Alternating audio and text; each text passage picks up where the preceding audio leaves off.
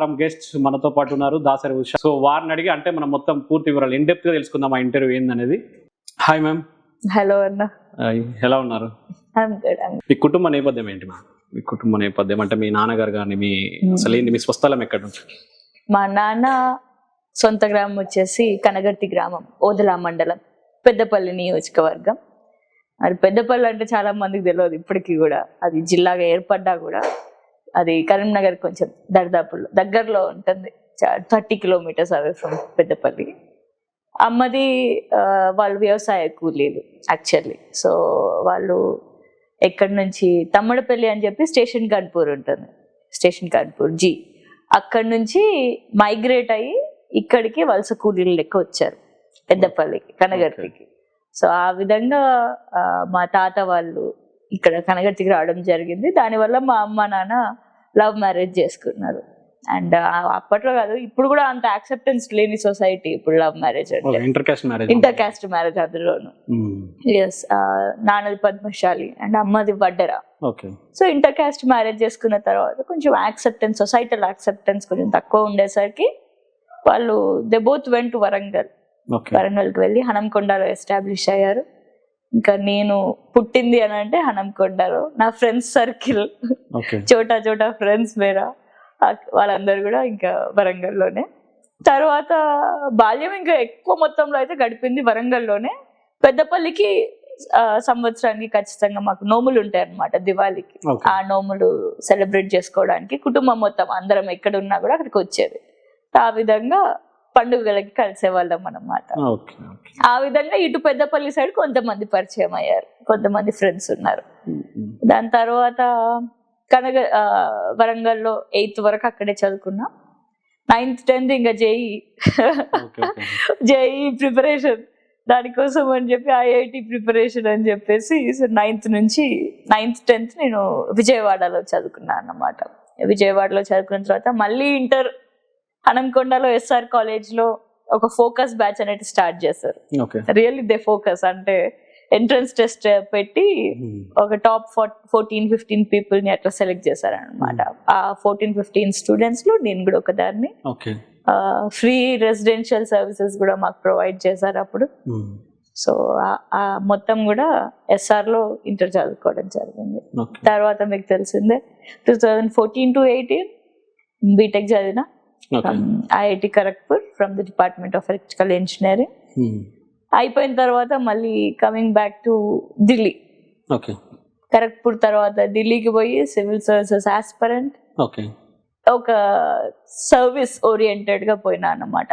Administration లో ఉండాలి, public service ఎట్లా నేను ఇవ్వగలుగుతాను అని అనుకున్నప్పుడు ఆబ్వియస్లీ నేను పొలిటికల్ ఫీల్డ్ అనేది మా ఫ్యామిలీ కుటుంబంలో లేదు. అటు తరాలు 7 తరాలు తీసినా, ఇటు 7 తరాలు తీసినా ఎక్కడ కనిపించదు. సో పాలిటిక్స్ అనేది it was not my first option. So administrative side వెళ్ళి ఒక సివిల్ సర్వీసెస్ ఆస్పిరెంట్ గా, సివిల్ సర్వెంట్ గా ఉందామని అనుకున్నా. But corona happened and I somehow become a political leader. మీ కుటుంబం ఏంటి అసలు, మీ బ్యాక్గ్రౌండ్ గాని? మా అక్క, నేను, తమ్ముడు ముగ్గురం. మా అక్క సేమ్ ఐఐటి ధన్బాద్ లో చదువుకున్నారు. అయిపోయిన తర్వాత ఎంఎస్ కి వెళ్ళారు. అక్కడ యూనివర్సిటీ ఆఫ్ టఫ్స్ నుంచి ఎంఎస్ చేశారు అక్కడ. మా తమ్ముడు కూడా ఉన్నారు. మా తమ్ముడు కూడా అంతే, బీటెక్ చేసిండు ఫ్రమ్ ఎన్ఐటి రౌర్కెలా. మొత్తం మ్యాథ్స్ ఫ్యామిలీ. కుటుంబం మొత్తం ఎడ్యుకేషనల్ బ్యాక్గ్రౌండ్ కదా. అంటే పొలిటికల్ గా రావడానికి అసలు ఏంటి, అంటే మిమ్మల్ని ఏమైనా ఇన్స్పిరేషన్ కలిగించిన స్టోరీస్ ఏమైనా ఉన్నాయా? లేదు నేను సర్వీస్ ఇవ్వాలి అంటే, నేను సివిల్స్ లో కొద్దిగా సక్సెస్ అవ్వలేదు అన్న ఇంటెన్షన్స్ తో మీరు ఏమైనా పొలిటికల్ గా వచ్చారా? సక్సెస్ కాదు యాక్చువల్లీ యూపీఎస్సీ రాలేదని చెప్పేసి నేను ఇటు రాకపోవడం కాదు. అది జస్ట్ 1 year తర్వాతనే నేను తీసుకున్నటువంటి నిర్ణయం పొలిటికల్ ఫీల్డ్ అనేది. ఇంకొకటి, నా ఫ్రెండ్స్ ఇప్పుడు ఎంతో మంది ఐఏఎస్ ఐపీఎస్ ఆఫీసర్స్ ఉన్నారు. My fiancee even my fiancee to be fiancée. కుటుంబం అంటే ఇప్పుడు మీ మ్యారేజ్ అవుతున్న అబ్బాయిది కానివ్వండి, ఎక్కడండి మీ కుటుంబం, వాళ్ళ కుటుంబం? నేను యాక్చువల్లీ ఆయనను కలిసింది యూపీఎస్సీ ఆస్పిరెంట్ గానే ఢిల్లీలోనే కలిసిన. అక్కడ దాని తర్వాత వాళ్ళ ఫ్యామిలీ నేపథ్యం వచ్చి నిజామాబాద్, నిర్మల్ బిడ్డ. ఇక్కడికి వచ్చిన తర్వాత ఇప్పుడు హైదరాబాద్ లో ఎప్పటి నుంచో సెటిల్ అయి ఉన్నారు. వాళ్ళ నాన్న government officer, group A officer. So ఆ విధంగా వాళ్ళు ఎప్పటి నుంచో చిన్నప్పటి నుంచి హైదరాబాద్ లో. పరిచయం ఎట్లా మొదలైంది? యూపీఎస్సీలో యూపీఎస్సీలోనే we were reading buddies. Yes yes and మొన్న రీసెంట్ గానే ఎంగేజ్మెంట్ చేసుకుందామని అనుకున్నాం, బట్ వాళ్ళ ఇంట్లో ఒకళ్ళు చనిపోవడం వల్ల కొంచెం పోస్ట్ పోన్ చేయాల్సి వచ్చింది. పోన్ చేసుకున్నాం. మీరు మళ్ళీ ప్రిపరేషన్ ఏమైనా కంటిన్యూ చేస్తున్నారా అండి, లేకపోతే పొలిటికల్ పైన ఫుల్ ఫ్లెడ్జ్డ్ గా పొలిటికల్ గానే ఉన్నాను నేను ఇప్పుడు. ఎందుకంటే ఒకసారి పాలిటిక్స్ కి దిగినాము అని అంటే గవర్నమెంట్ సైడ్ ప్రతిపక్షంగా మాట్లాడతాను జనరల్లీ. సో ప్రతిపక్షంగా ఇంకొకటి అడ్మినిస్ట్రేటివ్ లో కొన్ని చెక్స్ అండ్ బ్యాలెన్సెస్ ఉంటాయి. సో నేను ఒకటి చేద్దాము అని అనుకుంటే ఇంప్లిమెంటేషన్ చెయ్యి అని చెప్పి ప్రోత్సహించే చేతుల కంటే అదెందుకు ఇదెందుకు నెగటివ్ ఎక్కువ ఆపే చేతులు ఎక్కువ ఉంటాయి. మళ్ళీ ఆపే చేతులు మాత్రమే కాకుండా అడ్డుకట్ట వేసే చేతులు మాత్రమే కాకుండా ఇంకా చాలా వివిధ రకాలుగా చేద్దాము అని చెప్పేసి అన్ని దగ్గర నుంచి పర్మిషన్స్ తెచ్చుకున్న తర్వాత లూప్ లైన్ లో పడేసే అవకాశం ఉంటుంది. అంటే చేయొచ్చు, దాంట్లో కూడా చేయొచ్చు. ప్రవీణ్ కుమార్ సార్ చేయలేదా ఆయన ఐపీఎస్ గా ఉన్నప్పుడు గురుకులాలకు సెక్రటరీగా? ఆకునూరి మురళి సార్ చేయలేదా ఆయన ఏపీకి వెళ్ళి ఏపీ ఎడ్యుకేషనల్ అడ్వైజర్ గా ఉండే ఎడ్యుకేషనల్ కమిటీకి?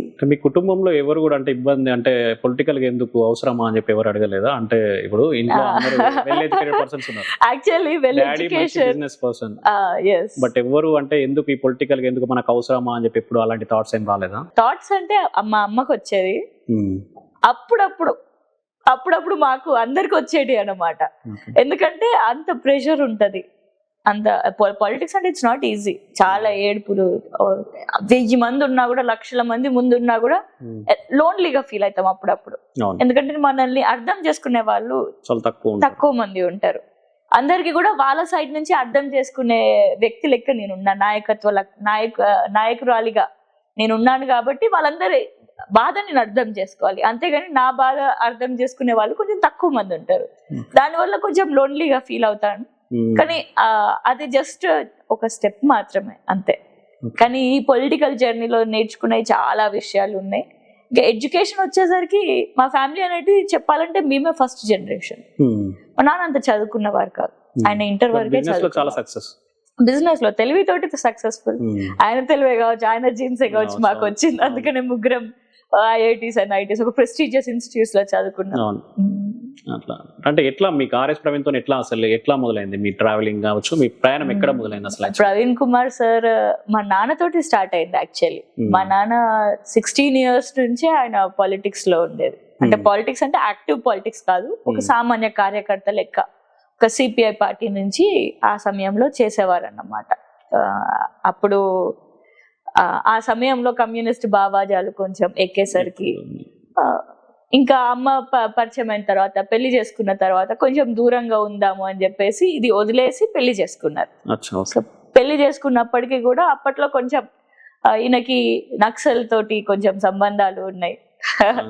సానుభూతి పరులు మా కుటుంబం మొత్తం కూడా. సో మరి సానుభూతి పరుడు, మరి కొరియర్ లెక్కన, లేకపోతే ఇంకేదైనా, లేకపోతే ఈయననే నక్సలైట్లా అని చెప్పేసి కొంచెం ఉండేదన్నమాట. సో ఆ సమయంలో Praveen Kumar sir police officer. ఒక పోలీస్ ఒక ఉద్యమకారుడికి మధ్యలో ఉండే బంధం వీళ్ళిద్దరికి ఉండేది. బంధం అంటే క్లోజ్ బంధం కాదు, విరోధ బంధం. ఎవరికి వాళ్ళు నువ్వు తప్పు అని కొట్లాడుకునే బంధం అన్నమాట స్టార్టింగ్ లో. కానీ అది చిన్న చిన్నగా ఇద్దరు కూడా ఫైట్ చేసేది ఒకదాని కోసమే అని చెప్పేసి ఒక 15 సంవత్సరాల తర్వాత వాళ్ళకి అర్థమైంది. అప్పటి వరకు ఇద్దరి మధ్యలో ఉన్నాయి కలహాలే. ఒకరినొకరు అంటే కలహాలు అని అంటే ఒకరినొకరు అర్థం చేసుకునే దాంట్లోనే ఉండే, దూరం నుంచి ఆయన ఎవరు అన్నట్టు, ఈయన ఎవరు అని అన్నట్టుగా. నాన్న ఎక్స్ప్లోజివ్స్ డీలర్ అన్నమాట. ఎక్స్ప్లోజివ్స్ అని మ్యానుఫ్యాక్చర్ చేసిన వాళ్ళ దగ్గర నుంచి తీసుకొని సేల్ చేస్తా ఉంటారు. సో ఈ విధంగా ఓన్ కంపెనీ మ్యానుఫ్యాక్చరింగ్ కంపెనీ కాదు, ఓన్లీ డిస్ట్రిబ్యూటర్స్. సో ఎక్స్ప్లోజివ్స్ అంటే మళ్ళీ ఇక్కడ కూడా బాంబులు, మళ్ళీ దానికి కూడా ఈ పోలీసులు ఏదో పంచాయతీ ఉంటది. ప్రవీణ్ సార్ మాత్రమే కాదు, ఒక పోలీస్ వ్యవస్థ మొత్తానికి. ఎందుకంటే సిస్టమ్ లో ఎట్లుందంటే అన్న కాలిపోయి, ఇప్పుడు క్రషర్స్ ఉంటారు, వాళ్ళకి ఏ విధంగా కొనుక్కోవాలి అనడానికి అసలు చట్టమే లేదు.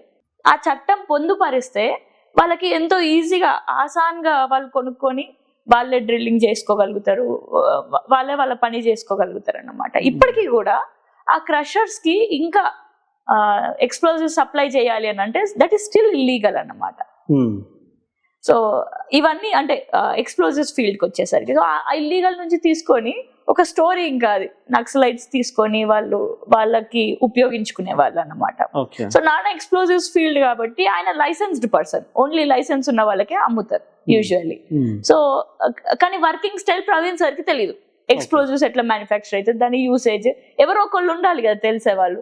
ఇద్దరు ఇంతకు ముందు ఎప్పుడు ఒక దగ్గర పరిచయం అయ్యారు కాబట్టి గోకుల్ చాట్ దగ్గర బాంబ్ బ్లాస్ట్ జరిగినప్పుడు అప్పుడు ఎక్స్ప్లోజివ్స్ ఎట్లా మ్యానుఫ్యాక్చర్ అయితే అసలు ఎక్స్ప్లోజివ్స్ ఎట్లా వర్క్ అయితే అని చెప్పేసి నాన్నకి ఎవరో ఒకళ్ళు కావాలన్నమాట తెలియజేయడానికి. ఎందుకంటే నక్సలిజం వేరు, టెర్రరిజం వేరు. This is terrorism. సో ఆ టెర్రరిజం ని అంతం చేయాలి అని చెప్పి అంటే ఆ టెర్రరిస్ట్ అసలు ఎట్లా దొరికినాయి ఇన్వెస్టిగేషన్ చేయాలి అని చెప్పేసి అప్పుడు వీళ్ళిద్దరు బందిలో పరిచయం ఏర్పడ్డది. మేబీ 1.5 year వాళ్ళు ట్రావెల్ చేసిల్లు అనుకుంటా. దాని తర్వాత ఆ ట్రావెలింగ్ తర్వాత ఒకరికొకరు ఇంకొంచెం ఎక్కువగా అర్థం అవ్వడం స్టార్ట్ అయ్యారు అనమాట. దాని తర్వాత పరిటాల రవి గారి హత్య జరిగింది. అప్పుడు ప్రవీణ్ కుమార్ సార్ ఎస్పీ, ఇప్పుడు ఎస్పీగా ఉన్నప్పుడే ఆయన అఫీషియల్ గా గవర్నమెంట్ కి ఒక లెటర్ రాసి పంపించారన్నమాట. ఈయన హత్య వెనకాల ఇంకెవరైనా ఉండొచ్చు, సో మీరు బందోబస్తు పెంచమనో ఏదో రాసిచ్చారన్నమాట. Like he's having threat to his life అని చెప్పేసి పరిటాల రవి గారికి. కానీ ఆ సమయంలో గవర్నమెంట్ అంత స్పందించకపోయేసరికి వి లాస్ట్ హిమ్. కానీ ప్రవీణ్ కుమార్ సార్ దాని తర్వాత డెసిషన్ తీసుకున్నారు. హార్వర్డ్ యూనివర్సిటీకి వెళ్ళి అక్కడ చదువుకున్న తర్వాత రిటర్న్ వచ్చిన తర్వాత యాజ్ ఎ ఫ్రెష్ పర్సనాలిటీ కనిపించినట్టు అనిపించింది అనమాట మా నాన్నకి. And that personality is education. అంటే ఒక విజనరీ లీడర్ లెక్క వచ్చారు ప్రవీణ్ సార్. సో ఈ స్టోరీ మొత్తం నాకు మా నాన్న నరేట్ చేసిన స్టోరీ, నేను మీకు థర్డ్ పర్సన్ గా నరేట్ చేస్తున్నా. మేబీ అక్కడక్కడ కొన్ని తప్పులు ఏమన్నా ఉండొచ్చేమో. జస్ట్ థర్డ్ పర్సన్ నరేటివ్, ఎట్లా పరిచయం మాకు 26 years నుంచి అని చెప్పేసి. ఇప్పటి వరకు ఎవరు నన్ను అడగలే యాక్చువల్లీ ఈ క్వశ్చన్, ఫస్ట్ టైం నేను మీతోటి షేర్ చేసుకుంటున్నా అన్నమాట. సో దాని తర్వాత నాన్న ఆయన వచ్చిన తర్వాత గురుకులాలకు సెక్రటరీగా తీసుకున్నారు. యూజువల్లీ అది ఐఏఎస్ ఆఫీసర్స్ కి ఇచ్చేటటువంటి హోదా. కానీ కిరణ్ కుమార్ గారిని ఇంతకు ముందు మన ఎక్స్ సీఎం ఉమ్మడి ఆంధ్రప్రదేశ్ కి ఆయన ఉన్నప్పుడు ఆయన దగ్గర నుంచి గురుకులాలకు సెక్రటరీగా తీసుకున్నారు. And he started working. Work చేసింటే అసలు ఎట్లనంటే అసలు ఇమాజినేషన్ కి కూడా అంతలేనటువంటి రిజల్ట్స్ ని తీసుకొచ్చిండు. మౌంట్ ఎవరెస్ట్ ఎక్కడ, అసలు గల్లీ ఎక్కడ, మౌంట్ ఎవరెస్ట్ ఎక్కడ, 7 kilometers దాటితే గానీ ఒక అగ్గు పెట్టుకొని లేని పూర్ణామరావత్ అనే అమ్మాయిని, అదే విధంగా తనతో పాటు ఆనంద్ అనే ఒక అబ్బాయిని, అట్లా కొంతమందిని మౌంట్ ఎవరెస్ట్ శిఖరానికి ఎక్కించి మాకు రిజర్వేషన్స్ అవసరం లేదు, మాకు కూడా సత్తా ఉంది, we have our strength inside అని చెప్పేసి ప్రూఫ్ చేసిండు కమ్యూనిటీకే. మొత్తం భారతదేశానికే కాదు, అసలు ప్రపంచంలో చరిత్ర, ప్రపంచంలో సువర్ణ అక్షరాలతో లిఖించబడుతుంది ఆ ఇన్సిడెంట్. అట్లాంటి 4th language గా కోడింగ్, అసలు ప్రైవేట్ స్కూల్స్ లోనే కోడింగ్ అనేది 4th language కాదు తెలంగాణలో, అట్లాంటిది ఉమ్మడి ఆంధ్రప్రదేశ్ లో అట్లాంటిది 4th language గా coding. Fine arts skills, music, singing, అవన్నీ నేనే చేయలేదు చిన్నప్పుడు నా తనంలో. ప్రైవేట్ స్కూల్లో చదువుకున్నప్పటికీ కూడా చాలా మంది చేయలేదు. మీరు చేసిలో చేయలేదో నాకు తెలియదు, మీరు చేసిల్లా అన్నా. కానీ అట్లాంటిది fine arts, musical, Carnatic music ఇట్లాంటివి నేర్పించడం స్టార్ట్ చేసేళ్ళు. ఎవరికి బ్యాక్వర్డ్ కమ్యూనిటీస్, గురుకులాల్లో చదువుకునే వాళ్ళకి. ఇప్పుడు గవర్నమెంట్ స్కూల్ కి పోయి చదువుకోవాలని అంటే మన పిల్లల్ని మనం పంపిస్తామా? లేదు. కానీ గురుకులాలకి కొట్టుకొని మరీ చదివిస్తున్నారు. వీళ్ళకి ఎట్లనో ఒకట్లా రావాలి అని చెప్పి పేరెంట్స్ కూర్చోబెట్టి వాళ్ళని ప్రిపరేషన్ చేసి మరీ రాయించుతున్నారు అనమాట. సో ఆ స్టేజ్ కి తీసుకొని వచ్చారు. మా నాన్న కూడా ఎట్ ద సేమ్ టైం మా నాన్న ఏం చేశారు, ఆయన ఊరి నుంచి కొంచెం బయటకు తీసుకొని పెళ్ళైన తర్వాత ఇంటర్ కాస్ట్ మ్యారేజ్ యాక్సెప్టెన్స్ లేదు. దీనికి ముఖ్య కారణం ఎడ్యుకేషన్ అని చెప్పేసి బిలీవ్ చేసి ఆయన కూడా ఎడ్యుకేషన్ కి ఒక 12 years బ్యాకే మా సొంత గ్రామంలో 50 లక్షలు పెట్టి గవర్నమెంట్ స్కూల్ ని నిర్మించింది. కూలిపోయే గవర్నమెంట్ స్కూల్, కూలిపోతుండే ఆ స్కూల్, మా సొంత గ్రామం కనగర్తి గ్రామం, కూలిపోతుండే ఆ స్కూల్. పిల్లలందరూ కూడా చదవడం ఆపేసిళ్ళు, కొంతమంది ప్రైవేట్ బాట పట్టిళ్ళు, లేబర్ పని చేసేటోళ్ళు వాళ్ళు అప్పులు తెచ్చి మరి వాళ్ళ పిల్లల్ని ప్రైవేట్ స్కూల్ కి పంపిస్తుండే. అది చూసి దాంట్లో మా నాన్న వాళ్ళ దోస్తే ఉండే, రిక్షా దొక్కుతాడు, కానీ అప్పు తెచ్చి వాళ్ళ పిల్లల్ని స్కూల్కి పంపిస్తున్నాడు, ప్రైవేట్ స్కూల్కి. ఎందుకంటే గవర్నమెంట్ స్కూల్ ఎప్పుడు కూలిపోతుందో తెలియదు, పిల్లల ప్రాణం ముఖ్యం. అందుకని అది చూసి ఆయన 2012లో 12 years బ్యాక్ 50 lakhs పెట్టి హైదరాబాద్ లో ప్రైవేట్ స్కూల్ ఎట్లుంటాయో దానికి ధీటుగా కట్టించిండు అనమాట. ప్రతి క్లాస్ లో మంచి ఒక ఇదేంటిది స్మార్ట్ క్లాస్ లెక్క తయారు చేశారు, డిజి ల్యాబ్ లెక్క ఆ విధంగా తయారు చేశారు అన్నమాట. సో ఇద్దరిది కూడా అక్కడ మీట్ అయ్యారు. They both met at that intersection. That intersection is education. So ఆ విధంగా వాళ్ళు కలిసిన తర్వాత నేను ఒక అబ్జర్వర్ని. నేనేంటంటే ఎవరిని కూడా నమ్మలేనటువంటి వ్యక్తిని. ఎవరిని నమ్మొద్దు, అందరిని నమ్మాలి కానీ ఎవరిని నమ్మొద్దు అని అన్నట్టుగా ఉంటాను అన్నమాట. సో ఆ టైంలో ప్రవీణ్ సార్ ని మా నాన్న పరిచయం చేశారు. పరిచయం చేసిన తర్వాత నేను అబ్జర్వ్ చేస్తూ ఉండే సార్ని. ఎప్పటికప్పుడు క్వశ్చన్ ఎక్కువ. ఇప్పుడు ఒక మనిషి మనకు అర్థం కావాలని అంటే వాళ్ళు చేసేది ఫస్ట్ ప్రశ్నించాలి, ఎందుకు చేయాలి. ఇప్పుడు ఏదైనా డౌట్ ఉంది నన్ను ఆ విధంగా చేయమంటున్నాను అంటే ఎందుకు అనే ప్రశ్న ముందుకు రావాలి. ఆ విధంగా నేను ప్రవీణ్ కుమార్ సార్ని ఎందుకు అని చెప్పేసి క్వశ్చన్ చేశాను, చాలా సార్లు క్వశ్చన్ చేశాను. ఇప్పటికీ కూడా నేను క్వశ్చన్ చేస్తూనే ఉంటాను, ఎందుకంటే ప్రశ్నించే హక్కు నాకు ఉంది కాబట్టి.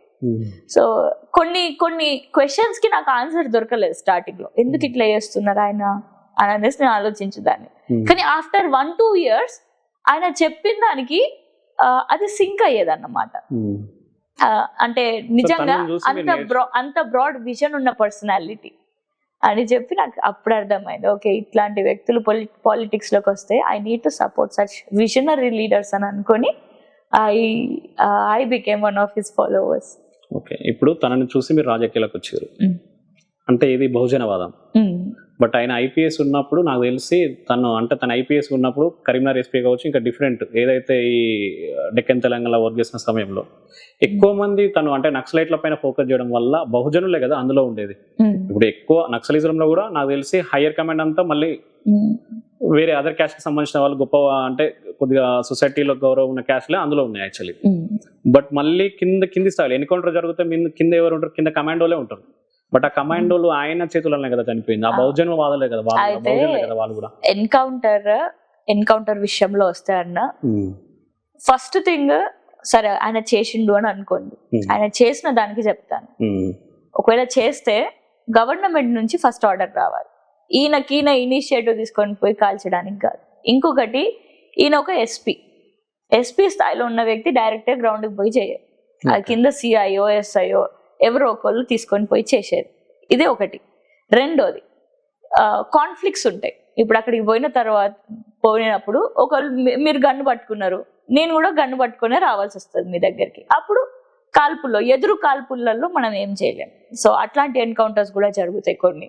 సో ఇంకా ఈ ఎన్కౌంటర్స్ విషయంలోనే ఇంకొక ముచ్చట చెప్తాను. ఇంకొక ముచ్చట ఏంటంటే ఆ ఎన్కౌంటర్స్ కాకుండా కూడా కొన్ని వేల మందిని జనజీవన స్రవంతిలో కలిపారు ఆయన. So apart from all this ఇంకొకటి చెప్తా, ఆయన చేసినటువంటి గురుకులాలలో చూపించినటువంటి మార్పుల్ని చూస్తే ఆయన విజన్ మనకు కనిపిస్తుంది. సో అంతటికంటే మంచి లీడర్ మనకి కనబడతాడు నేటి సమాజంలో.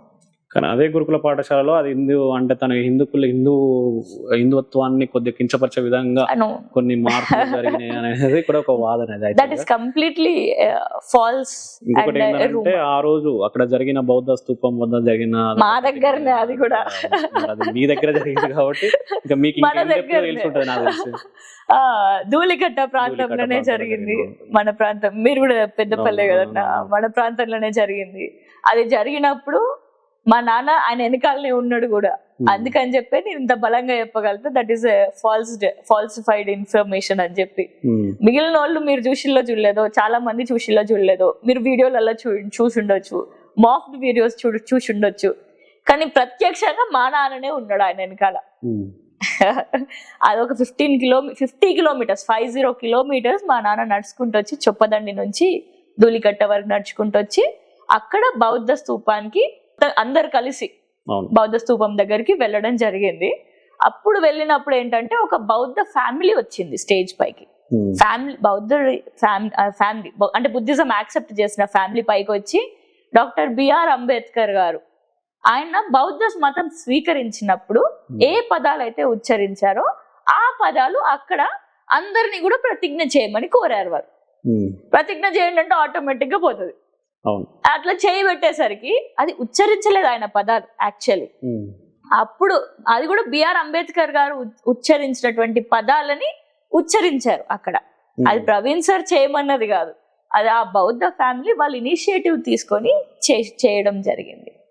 అంతేగాని ఇంకా స్వారోస్ అంటే ఇప్పుడు మా నాన్న కూడా స్వారోనే, మరి ఆయన హిందువు కదా. పూజలు చేస్తారండి? చేస్తాం, మాకు నోములు కూడా ఉన్నాయి అన్న, చెప్పిన ఇందాక మా నోములు కూడా ఉన్నాయి. ఇప్పుడు ఒక నెలలో మా గ్రామంలో బొడ్రాయి ఉంది, 3వ తారీఖు అనుకుంటా, నెక్స్ట్ వచ్చే వారం. అట్లనే మేము మాత్రమే కాదు, ప్రవీణ్ కుమార్ సార్ ని చూసుకోండి, ఆయన పోలీస్ ఆఫీసర్ గా ఉన్నప్పుడు ఆయుధ పూజ చేసేవాళ్ళు. ఆయన పిస్తోల్ అవన్నీ ప్రోటోకాల్ ప్రకారం అంటే ఆయన చేయించడం కదా, ఆయన కమాండ్ మీద చేసింది కదా. ఇంకొకటి ఆ సమయం ఇప్పుడు కూడా ఉంటది అనుకుంటా, ఏంటిది అప్పుడు ఏదో దుర్గామాత దేవాలయానికి ఇప్పుడు ఇన్వైట్ చేశారు ఒకసారి. అప్పుడు ప్రవీణ్ కుమార్ సార్ వాళ్ళ వైఫ్ ఇద్దరు కలిసి పోయి ఇనాగ్యురేట్ చేయడం జరిగింది. ఇప్పుడు ఆయన పెళ్ళి ఎట్లా జరిగింది ప్రవీణ్ సార్ హిందూ మతంలోనే. ఆయన సిరిపూర్ కాకినాడ లో ఇల్లు కొనుక్కున్నారు, గృహప్రవేశం ఎట్లా జరిగింది, అక్కడ హోమాలు చేశారు, అది హిందూ మతంతోటే. మరి ఆ హిందూయిజం ని మన బహుజనవాదాన్ని కలపడం జరిగింది. అంటే హిందూయిజం అందరూ హిందువులే, అందరికి ఒక ఫేత్ అనేది ఉంటది, ఆ ఫేత్ తోటి ముందుకెళ్తూ బహుజనవాదం అని అంటే మన మాంజశ్రీ కాంచీరామ్, డాక్టర్ బిఆర్ అంబేద్కర్ గారు, మహాత్మా జ్యోతిబా ఫులే గారు, అదే విధంగా మన తెలంగాణలో ఎంతో మంది బహుజన నాయకులు ఉన్నారు, వీరులు, సర్దార్ సర్వాయి పాపన్న గౌడ్. అంటే అక్కడి నుంచి స్ఫూర్తి తీసుకోవడం, సావిత్రిబాయి ఫులే గారు ఉన్నారు, తన దగ్గర నుంచి స్ఫూర్తిని తీసుకోవడం. తను ఏం చేసింది సమాజానికి, తన కోసం తను ఆలోచించలేదు. తను 10 మంది మన బిడ్డలకి చదువు చెప్తే వాళ్ళు ఇంకో 10 మందికి తెలియజేయగలుగుతారు, అట్లా సమాజంలో మార్పుని తేగలుగుతాం, మహిళలకి సమానత్వం తీసుకొని రాగలుగుతాం అని చెప్పి. సో ఆ విధంగా విజనరీ ఐడియాస్ ఉండేటటువంటి ఐడియాలజీ అది బహుజన ఐడియాలజీ. సో బహుజన ఐడియాలజీ అనేటిది స్వారోస్ అందరూ కూడా, ఎవరైనా కూడా, మేమందరం కూడా సార్ ఫాలోవర్స్ ముఖ్యంగా మేమందరం ఫాలో అయ్యేది. మీరందరూ కూడా దేవుళ్ళు అంటే హిందూ దేవుళ్ళని నమ్ముతారు పక్క? హిందువులు దేవుళ్ళు నమ్ముతారు, క్రిస్టియన్లు చర్చికి పోతారు, జీసస్ ని నమ్ముతారు, ముస్లింలు ఆబ్వియస్లీ ఖురాన్ చదువుతారు. ఈ విధంగా ఎవరి మతం వాళ్ళు పాటిస్తారు. ఓకే, అంతేగాని ఆర్ఎస్ ప్రవీణ్ వెనకాల ఉన్న వాళ్ళంతా హిందూ వ్యతిరేకులు అయితే కాదు? లేదు, అది ఇక్కడే వచ్చింది.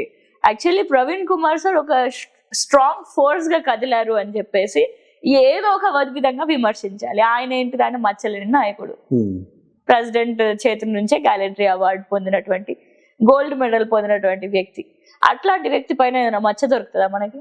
ఇప్పుడు తీసినా కూడా ఏం మచ్చ కూడా దొరకదు మనకి. సో ఆ మచ్చలేని వ్యక్తిని ఏ విధంగా అడ్డుకోగలుగుతాం అని చెప్పేసి ఆర్ఎస్ఎస్, ముఖ్యంగా ఆర్ఎస్ఎస్ శ్రేణులు కుట్రపూరితంగానే వాళ్ళ సార్ మీద మచ్చ వేయడానికి ప్రయత్నం చేసింది. అంటే ఇప్పుడు బిఎస్పి వరకు ఓకే, ఇప్పుడు మనం ఇంతసేపు మనం మాట్లాడుకున్నాం ఇక్కడ వరకు ఓకే. అంటే బిఎస్పీలోకి వెళ్ళి బీఆర్ఎస్లోకి వెళ్ళవలసిన పరిస్థితి అసలు ఎందుకు వచ్చింది అసలు యాక్చువల్గా? అంటే ఇప్పుడు మీరు ఏదైతే ఇప్పుడు బిఎస్పి మీరు నమ్మిన బహుజనవాదం నమ్ముకున్న మీ వెనకాల ఉన్న వ్యక్తులకు మీరు ఇచ్చే సమాధానం ఏంటి అసలు? బిఎస్పిలో నిజంగా హోల్ హార్టెడ్ గా మేము చాలా వర్క్ చేస్తాం. ఎండ లేదు, వర్షం లేదు, చలి లేదు, తిండి లేదు, అసలు పస్తులుండి కూడా మేము చాలా రోజులు వర్క్ చేసినాం.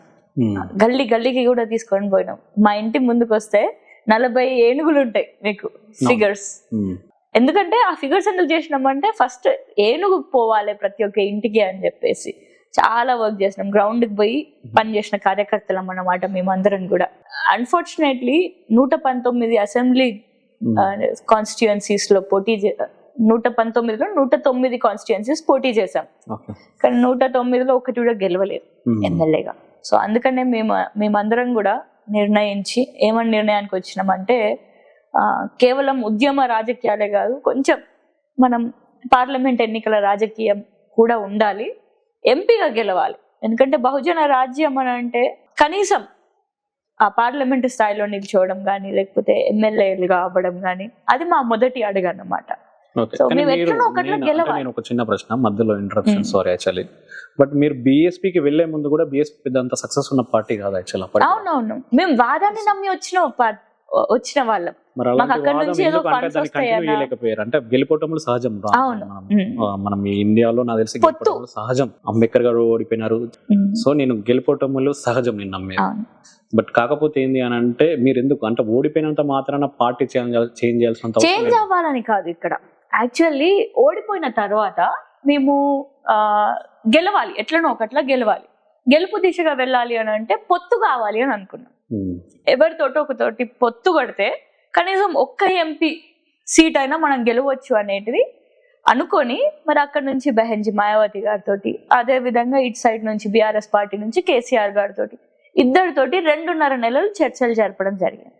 మరి ఆ చర్చలు జరిపినప్పుడు లాస్ట్ గా ఇద్దరు కూడా ఒప్పుకున్నారు, ఇద్దరు కూడా ఒక అభిప్రాయానికి వచ్చారు. 2 పార్టీలు కూడా, ఇద్దరు అని అంటే ఇక్కడ 2 పార్టీలు కూడా ఒక అభిప్రాయానికి వచ్చి 2 అసెంబ్లీ టికెట్లు, 2 పార్లమెంట్ టికెట్లు మరి బిఎస్పీకి ఇవ్వడం జరిగింది. ఈ పొత్తులో భాగంగా ఇచ్చిన తర్వాత అఫీషియల్ గా అనౌన్స్మెంట్ చేసిన తర్వాత నెక్స్ట్ డే బిఎస్పీ అగ్రనాయకత్వం మీరు పొత్తుని విరమించుకుంటున్నారు అని చెప్పేసి ప్రెస్ మీట్ పెట్టండి అని అన్నారు.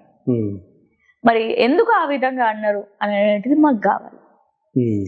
ఎందుకు? ఆమె వెనకాల ఏం ప్రెషర్ వచ్చింది, ఆమె వెనకాల ఏ ఫోర్సెస్ ఉన్నారు, మమ్మల్ని విరమించుకోవడానికి కారణం ఏంటి అనేటిది మాకు చెప్పలేదు ఎవరు కూడా. కానీ మాకున్న ఊహలు మాకుంటాయి. మేము ఒకరు భయపెట్టడం వల్ల మేము భయపడము, ప్లస్ ఇచ్చిన మాట తప్పము అని చెప్పేసి మేము బిఎస్పీ పార్టీకి రాజీనామా చేసినాం. ఎందుకంటే పొత్తు లేకపోతే గెలవకపోతే మరి ఇంకెందుకు మనం పోరాటం చేసేది? రాజకీయాల్లో గెలుపు కావాలి, అది కూడా బహుజన రాజ్యాధికారం కోసం మనం పోరాటం చేయాలని అంటే గెలుపు కావాల్సిందే. మరి ఆ గెలుపు కోసం పొత్తు పెట్టుకున్నప్పుడు ఆ పొత్తే వద్దనంటే అంటే గెలుపు దిశగా ఆలోచించట్లేదు బిఎస్పీ పార్టీ అని అనిపించింది. అందుకనే ఈ పార్టీ మాకు సరికాదు అని అనిపించి మేము రాజీనామా చేసి మరి నెక్స్ట్ ఏ పార్టీ ఉన్నది అని ఆలోచించినప్పుడు భావాజాలాలలో మాకు దగ్గరగా ఉన్నది బీఆర్ఎస్ పార్టీ. ఎందుకంటే బీఆర్ఎస్ కూడా ఒక ఉద్యమం నుంచి పుట్టిన పార్టీ, తెలంగాణ కోసం ఉద్యమించిన పార్టీ. మరి ఏ విధంగానైతే ఆంధ్ర పాలకుల నుంచి తెలంగాణ పీడిత వర్గాలను దూరం చేయాలి, విముక్తి చేయాలి, తెలంగాణని ఆంధ్ర పీడిత పాలకుల నుంచి విముక్తి చేయాలి అని చెప్పేసి పోరాటం చేసి తెలంగాణను తేవడం జరిగింది. సో ఇప్పుడు మన తెలంగాణ వాదం, బహుజన వాదం ఏకమైతే ఇంకా చాలా బాగుంటుంది. ఎందుకంటే తెలంగాణలో కూడా ఎంతో మంది బహుజన వీరులు ఉన్నారని చెప్పాను కదా ఇందాక. సో ఆ విధంగానే ఆలోచించుకొని మేము బీఆర్ఎస్ పార్టీలో చేరడం జరిగిందన్నమాట. విమర్శలు వస్తాయి పార్టీలో జాయిన్ అయినప్పుడు, మేము కూడా ఎంతో బరువు గుండెతోటే జాయిన్ అయినాం. ఎందుకంటే 3 సంవత్సరాలు బిఎస్పీ పార్టీని ప్రతిరోజు గడప గడపకి తీసుకొని పోయినాం. ప్రవీణ్ కుమార్ సార్ అయితే బహుజన రాజ్యాధికార యాత్ర చేసి 15,000 కిలోమీటర్లు తిరిగిండు, 4,000 గ్రామాలు తిరిగిండు. ఆయన ఐపీఎస్ అధికారి, ఆయన ఉద్యోగానికి రాజీనామా చేసి వచ్చిండు. వచ్చి తిండి దొరకకపోతే జాంపండ్లు తిరిగి బతికిండు. ఛాయలు తాగి మా పొట్టను చంపుకున్నాం ఆకలిని. అట్లా చేసిన ఉద్యమం. సో ఎంతైనా మాకు బరువుగానే ఉండే. కానీ ఆ బరువు గుండెలతోటి మేము బీఆర్ఎస్ పార్టీలోకి చేరే రోజు కేసీఆర్ గారు మన అజెండా అంశం రానున్న రోజుల్లో బహుజన ఎజెండా అని అన్నారు. దానితోటి మళ్ళా మా మనసులు తేలిక అయిపోయాయి. ఒకటే దాని గురించి పోరాడుతున్నాము అని చెప్పి స్పష్టత ఇచ్చేసరికి మరి ఎంతో, ప్లస్ ఇంకొకటి బీఆర్ఎస్ పార్టీలో ఉండే నాయకులందరూ, కార్యకర్తలందరూ కూడా వాళ్ళు నిండు హృదయాలతోటి మమ్మల్ని స్వాగతించారు. మరి అంతే సంతోషంతో మేము బీఆర్ఎస్ పార్టీలోకి ఇప్పుడు వెళ్ళి గతంలో మీరు విమర్శించిన విమర్శలన్నీ నిజమా? అంటే ఇప్పుడు అవి నిజం అనుకోవాలా, అబద్ధం అనుకోవాలా? మీరు గతంలో బీఆర్ఎస్ పార్టీ అధ్యక్షుడు అయినటువంటి కేసీఆర్ ని విమర్శించారు, కేటీఆర్ ని విమర్శించారు, ఆ కుటుంబ పాలన అని చెప్పి గతంలో మీరు కాదు అంటే మిగతా రాజకీయ పార్టీలు విమర్శించాయి, అందులో ఆర్ఎస్ ప్రవీణ్ కూడా విమర్శించారు. బట్ ఇప్పుడు అవన్నీ నిజాలు అనుకోవాలా, అబద్ధం అనుకోవాలా? అవన్నీ నిజమే అన్న, అబద్ధాలు అని ఎక్కడ అనను. ఎందుకంటే బీఆర్ఎస్ పార్టీ వాళ్ళు హామీ ఏమి ఇచ్చిళ్ళు, దళిత ముఖ్యమంత్రి చేస్తామని హామీ ఇచ్చిళ్ళు, టీఎస్పీఎస్సి గురించి మేమే కుంభకోణం జరుగుతుంది అక్కడ అని చెప్పేసి ప్రవీణ్ కుమార్ సార్ ఆమరణ నిరాహార దీక్షకి పూనుకోవడం జరిగింది. అట్లా ఎన్నో ఉన్నాయి. మేము యుద్ధం ప్రకటించినాం, ఓపెన్ గా యుద్ధం ప్రకటించినాం, అవన్నీ కూడా ఉన్నాయి. అవన్నీ తురిపేసినట్టు కాదు. ఇప్పుడు అధికారంలో ఉన్నప్పుడు బీఆర్ఎస్ పార్టీ కోట్ల మంది ఉన్నారు తెలంగాణలో. 4 కోట్ల మందిలో 1 కోటి మందికి కొంతమందికి లాభం జరిగినప్పుడు కొంతమందికి నష్టం జరుగుతుంది ఆబ్వియస్ గా. సో మేము ఎవరి దిక్కు ఉన్నాం? నష్టపోయిన ప్రజల దిక్కు ఉన్నాం. ఇప్పుడు మేలు జరిగితే చాలా మంది ఉన్నారు, మేలు జరిగింది మాకు అని చెప్పేసి మాకు వాళ్ళకి దండలు వేసి దండోరా చేయడానికి చాలా మంది ఉంటారు. కానీ నష్టం జరిగింది అన్న వాళ్ళకి ఆ కన్నీళ్లు తుడచడానికి చాలా తక్కువ మంది ఉంటారు. అందుకనే కన్నీళ్లు తుడుద్దామని చెప్పేసే మేము ప్రతిపక్ష గొంతుగా మాకు ఎంత గొంతు ఉంటే అంత భీకరంగా మేము యుద్ధమే ప్రకటించడం జరిగింది. మరి దాని తర్వాత మొన్న ఎన్నికలు అయిపోయినాయి, కాంగ్రెస్ పాలన వచ్చింది. కాంగ్రెస్ పాలన వచ్చిన తర్వాత ఇప్పుడు బీఆర్ఎస్ పార్టీ అధికారంలో ఉందా? లేదు. ఇప్పుడు అధికారంలో ఉంది కాంగ్రెస్ పార్టీ. సో ఇప్పుడు బాధ్యత ఎవరిది? కుంభకోణాలు జరిగినా ఇన్వెస్టిగేషన్ చేయించాల్సింది కాంగ్రెస్ ప్రభుత్వం. మేమేమి ఆపట్లేదు ఇన్వెస్టిగేషన్ చేయించడంలో. నేను తప్పు చేసినా నా మీద ఇన్వెస్టిగేషన్ చేయాలి, ప్రవీణ్ సార్ తప్పు చేసినా ప్రవీణ్ సార్ మీద కూడా ఇన్వెస్టిగేషన్ చేయాలి. సేమ్ అట్లనే కేసీఆర్ గారు తప్పు చేస్తే కేసీఆర్ గారి పైన కూడా ఇన్వెస్టిగేషన్ చేయాలి. ఇప్పుడు కవితక్క పైన ఇన్వెస్టిగేషన్ జరుగుతుంది, ఈడీ ఇన్వెస్టిగేషన్. ఎవరు? బీజేపీ నుంచి ఈడీ ఇన్వెస్టిగేషన్ జరుగుతుంది. ఇన్వెస్టిగేషన్ ని ఎవరు ఆపట్లేదు. ఇప్పుడు ఈడీ వచ్చి కవితక్కని అరెస్ట్ చేస్తే ఇన్వెస్టిగేషన్ ని ఆపట్లేదు. మేము ఇప్పుడు కూడా మేము అడిగేది ఏంటి? కరెక్ట్ గా పార్లమెంట్ ఎన్నికల ముందు ఎందుకు ఇన్వెస్టిగేషన్ చేయాలి? అది కూడా మళ్ళా ఆపోజిషన్ లీడర్స్ ని మాత్రమే. 95% ఆఫ్ ఈడీ ఇన్వెస్టిగేషన్స్ జరిగినాయి ఓన్లీ ఆన్ ఆపోజిషన్ లీడర్స్. మళ్ళా ఇంకొకటి, మీ చేతుల్లో చట్టం ఉంది కదా అని చెప్పేసి ఓన్లీ మీ చేతిలో చట్టం ఉన్నది కదా అని చెప్పి ఇష్టం వచ్చినట్టు ప్రవర్తిస్తారు ఎవరైనా. అంటే ఒక ప్రతిపక్ష నాయకుడు ఆయన ప్రతిపక్ష పార్టీలో ఉన్నప్పుడు కరప్ట్ అని అంటారు. అదే నాయకుడు బీజేపీలోకి వన్స్ వెళ్ళిన వెంటనే ఆయనకి క్లీన్ చిట్ ఇస్తారు, ఈడీ అరెస్ట్ ఉండదు, ఏముండదు. సో ఈ విధంగా జరిగినాయి మనం చూసినాం. అందుకని ఇట్లాంటి అరెస్ట్లను మేము ఖండిస్తున్నాం. కానీ కమింగ్ బ్యాక్ టు కాంగ్రెస్ పాలన ఉంది, మేమేం అనట్లేదు. ఏంటిది? ఇన్వెస్టిగేషన్ చేయడంలో ఏం ఆపట్లేదు. అది మా బాధ్యత కాదు, అది కాంగ్రెస్ ప్రభుత్వ బాధ్యత. మరి ఇప్పుడు ప్రతిపక్షంలో ఉంది బీఆర్ఎస్ పార్టీ. మరి బీఆర్ఎస్ పార్టీ ప్రతిపక్షంలో ఉండి గతంలో చేసినే ఇంకా చేస్తూ కూర్చుంటే ప్రతి పార్టీ అట్లనే ఉంటారు. అట్లా గతంలో చేసినవి చూస్తూ ఉంటే ఇప్పుడు సిపిఐ తీసుకుందాం. సిపిఐ పార్టీ మొన్ననే బీఆర్ఎస్ తోటి పొత్తుకుపోయింది, మళ్ళీ మొన్న ఎలక్షన్లోనే కాంగ్రెస్ తోటి పొత్తుకుపోయింది. అంతెందుకు చంద్రబాబు నాయుడు గారినే తీసుకుందాం. టీడీపీ నుంచి ఎన్టీ రామారావు గారినే బయటకి పోయేటట్టు చేసి ఆయన ముఖ్యమంత్రి అయ్యారు. ఈ విధంగా మరి అట్లా అని చెప్పేసి హైదరాబాద్కి ఏం చేయలేదు అని అంటామా? చంద్రబాబు నాయుడు గారిని ఇన్ఫ్రాస్ట్రక్చర్ డెవలప్మెంట్ చేయడం జరిగింది ఆయన పాలన. అట్లా ప్రతి పాలన ఏదో ఒకటి పాజిటివ్ కోణం అనేది ఉంటది. సో ఇప్పుడు కూడా మేము ఏం చెప్తున్నాం? బీఆర్ఎస్ పార్టీ గత 10 సంవత్సరాలలో ఒకవేళ తప్పిదాలు చేస్తే వాటిపైన ఇన్వెస్టిగేషన్ చేయండి. అవి కాకుండా ఇంకా మనం విమర్శించేది ఏమున్నది? బీఆర్ఎస్ పార్టీని విమర్శించడానికి ఇప్పుడు ఏం లేదు. ఇప్పుడు విమర్శించాల్సింది ఎవరిని? ప్రభుత్వం కాంగ్రెస్ లో చేతుల్లో ఉంది కాబట్టి కొన్ని వేల మంది కుటుంబాలకి మంచి జరుగుతాయి, కాంగ్రెస్ పాలన కూడా కొన్ని వేల మంది కుటుంబాలకు నష్టం కూడా జరుగుతాయి. సో ఇప్పుడు కూడా మేము నష్టం జరిగిన ప్రజల పక్షాన్నే ఉంటున్నాం. సో ఇప్పుడు కూడా we are the voice for the voiceless. So ఇప్పుడు కూడా ఏమంటున్నాం? మేము భజన చేయడానికి లేము ఇక్కడ ప్రభుత్వానికి. ఏ ప్రభుత్వం వస్తే ఆ ప్రభుత్వానికి భజన చేయడానికి లేము. మేము పార్టీల పక్షాన కూడా లేము. మేము ఎవరి పక్షాన ఉన్నాం? మేము నిజంగా అణగారిన వర్గాల పక్షాన ఉన్నాం, అణచివేతకి గురైన వర్గాల పక్షాన ఉన్నాం. సో మేము ఉన్నది ప్రజల పక్షానే గాని ఎప్పుడు కూడా పార్టీలని, పొలిటికల్ పార్టీ అది రాజకీయం అని అంటారు, కానీ మేము నిజంగా చేసింది అయితే ప్రజల పక్షాన ఉండి పోరాటం చేసినాం. సో ఇప్పుడు మేము బీఆర్ఎస్ పార్టీలోకి వచ్చినాం, మేము జాయిన్ అయినాం. ఇప్పుడు చూడండి, మళ్ళీ మాకు అధికారం ఇచ్చి చూడండి, అధికారం ఇచ్చి చూసిన అప్పుడు మీరు మమ్మల్ని ప్రశ్నించండి, బరాబర్ అప్పుడు మేము సమాధానం చెప్తాం. ఇప్పుడు కాళేశ్వరం ప్రాజెక్ట్ లో కొన్ని అవకతవకలు జరిగాయి, ఆ ప్రాజెక్ట్ అంత నాణ్యత ప్రమాణాల దృష్ట్యా జరగలేదు అనేది కాంగ్రెస్ వాదుల వాదన. యాక్చువల్ గా దానికంటే అంటే ఇప్పుడు అక్కడ కనబడుతుంది యాక్చువల్ గా ప్రాజెక్ట్ లో కొన్ని పిల్లర్స్ కావచ్చు, కొంత వర్క్ విషయంలో కొన్ని లోటుపాట్లు కనబడుతున్నాయి. బట్ వాటిని ఏ రకంగా చూడాలి?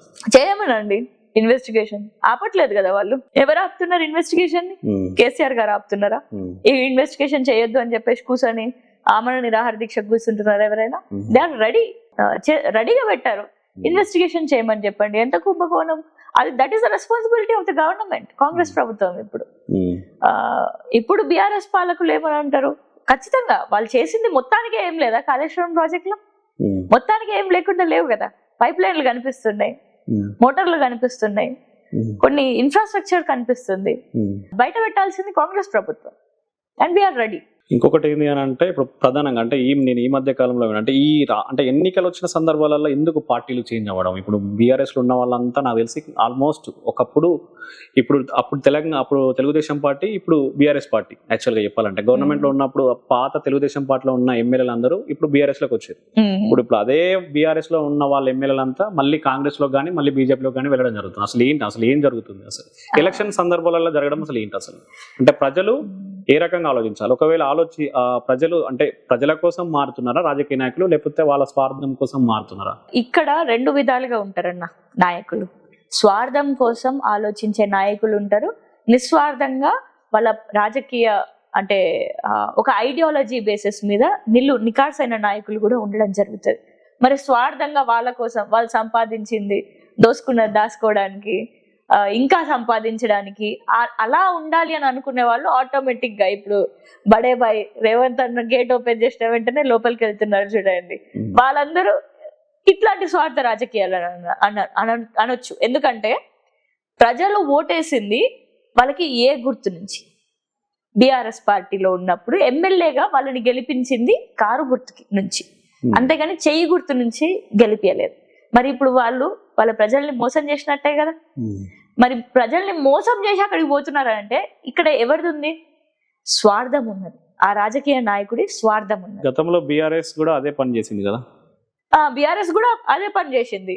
ఇక్కడ పార్టీ కాదన్నా, పోయే నాయకుల పైన పోయినోళ్ళది తప్ప తీసుకునేటోళ్ళది తప్ప. అదే అప్పుడు కూడా వాళ్ళు కూడా ఏం పనిష్మెంట్ ఏమి ఇవ్వలే కదా, వీళ్ళు కూడా తీసుకున్నారు కదా. తీసుకున్నారు, వాళ్ళకి అవసరం ఉంది.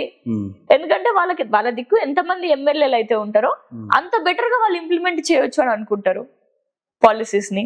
లేకపోతే ఇంకేమైనా అనుకుంటారేమో, ఇంకా లేకపోతే ఎప్పుడు కానీ మధ్యలో గవర్నమెంట్ ఫామ్ అయిన తర్వాత స్ట్రాంగ్ గవర్నమెంట్ ఉండాలి, మధ్యలో ఎక్కడ కూడా బ్రేక్ అవ్వద్దు.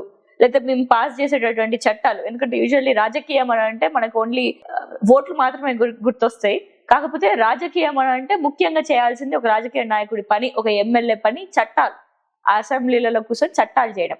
మరి ఆ చట్టాలు అమలు కావడానికి వాళ్ళకి అబ్సల్యూట్ మెజారిటీ కావాలి అప్పుడప్పుడు. సో అట్లాంటి మెజారిటీ కోసం కూడా అలాంటి వాళ్ళు వచ్చినప్పుడు స్వీకరిస్తారు ఆబ్వియస్లీ. సో ఇక్కడ నేను కాంగ్రెస్ పార్టీని గేట్లు తెరిచిన తర్వాత వీళ్ళు లోపలికి పోయినప్పుడు కాంగ్రెస్ పార్టీని కాదు, పార్టీ కంటే ఎక్కువ నేను తప్పు పట్టేది వెళ్ళిన వాళ్ళని.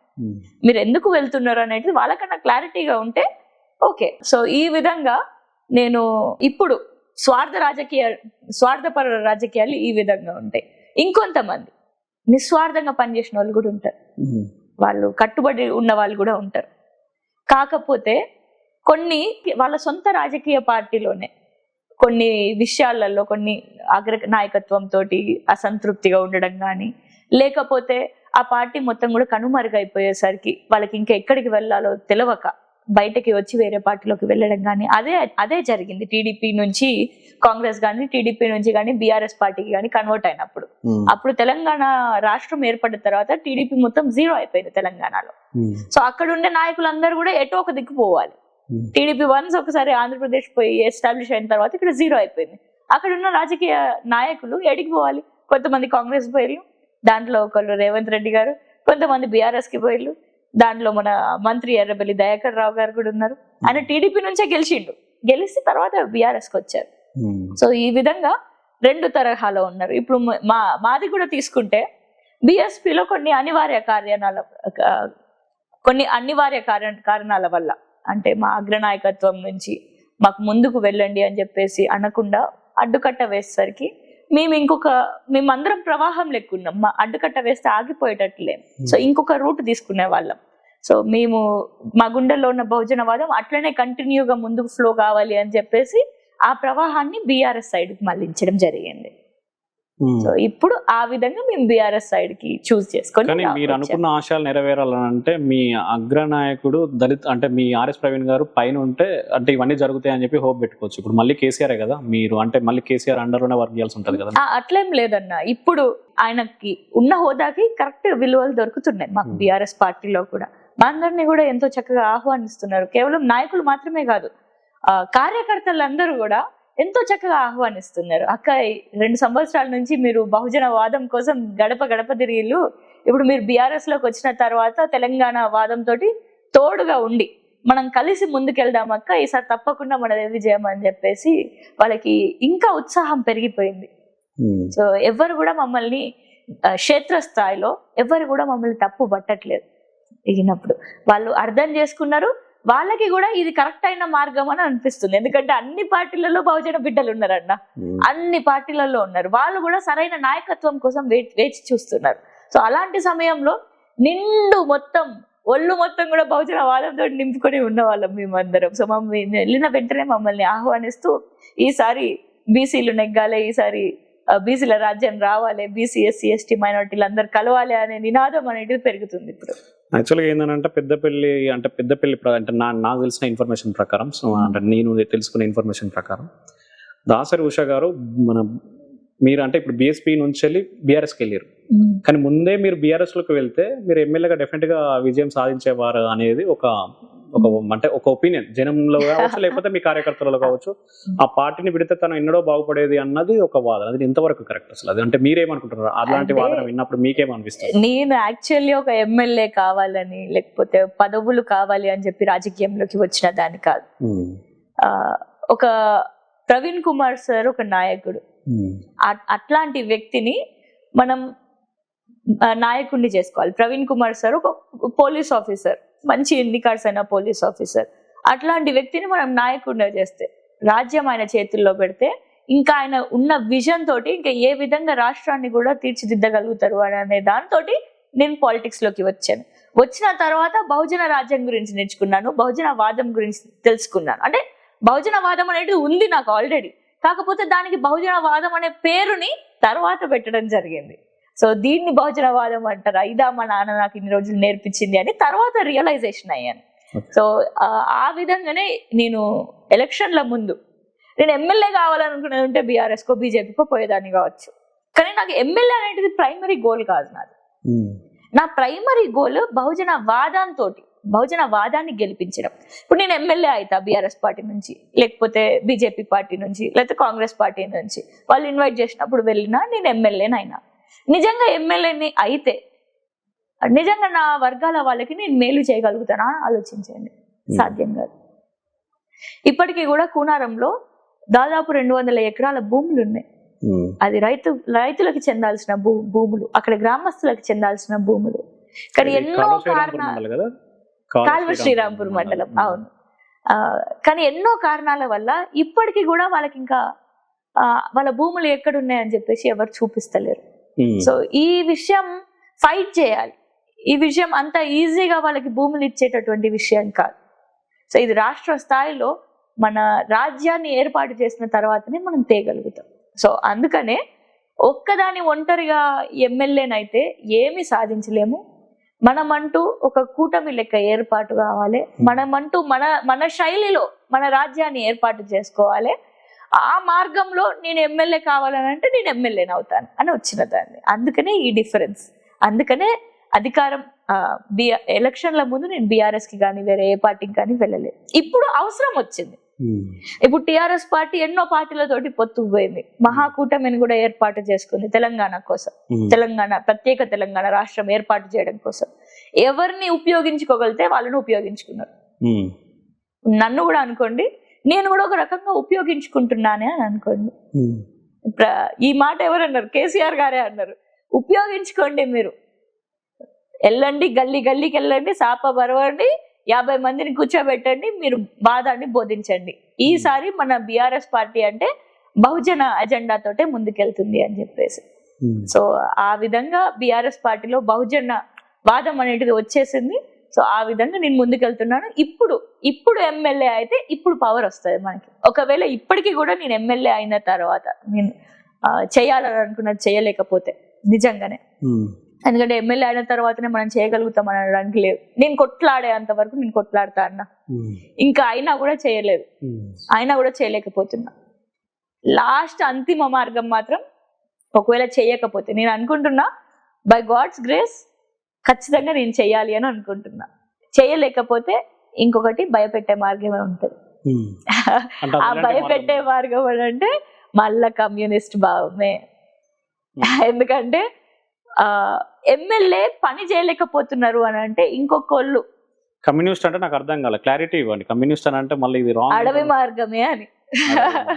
అది ఎంతవరకు కరెక్ట్? అడవి బాటనే అడవి మార్గం వెళ్ళడం అది కరెక్టేనా? మళ్ళీ అంటే రాజ్యాధికారం తోటి నిన్ను సాధించలేకపోతున్నానంటే మిగిలింది ఏ మార్గం ఉంటది మళ్ళీ? సో అది ఈ మధ్య నేను ఆలోచిస్తున్నా. ఇది నాకు ఇంతకు ముందు వచ్చిన ఐడియా కాదు, ఈ మధ్య నాకు వస్తున్న ఐడియా అన్నమాట. ఏం చేయాలి, ఒకవేళ ఇది కూడా సాధ్యం కాకపోతే ఏం చేయాలి? ఎందుకంటే ఇప్పుడే పార్టీ మారినాం, అనేక విధాలుగా ఆలోచిస్తున్నాం, అనేక కోణాలలో విశ్లేషణ చేసుకుంటున్నా, సెల్ఫ్ ఎక్స్ప్లెనేషన్స్ ఇచ్చుకుంటున్నా, నాకు నేనే ఎన్నో ఎక్స్ప్లెనేషన్స్ ఇచ్చుకుంటున్నా. ఆ విధంగా నేను ఎన్నో ప్రశ్నలు నాకు నేనే అడిగినప్పుడు నాకు అంతిమంగా దొరికిన ఆన్సర్, ఒకవేళ ఎమ్మెల్యే అయినాక ముఖ్యమంత్రులం అయిన తర్వాత కూడా మనం చేయలేకపోతున్నాము అని అంటే, దానికి ఒకవేళ చేయలేకపోతున్నాము అని అంటే నేను చేయలేకపోవడం కాదు, ఇంకా వేరే ఇతర శక్తుల వల్ల మనం చేయలేకపోతున్నాం అని అంటే ఆ శక్తులన్నిటినీ కూడా భూస్థాపితం చేయాలి. అప్పుడు ఇంకొక ఉద్యమం వస్తుంది. ఆ ఉద్యమం ఇంతకు ముందు వచ్చిన ఉద్యమాల కంటే ఇంకా విపరీతమైన జోరుతోటి వెళ్తుంది. అది ఎటువైపు వెళ్తుందో మనకు కనిపించదు అప్పుడు అది.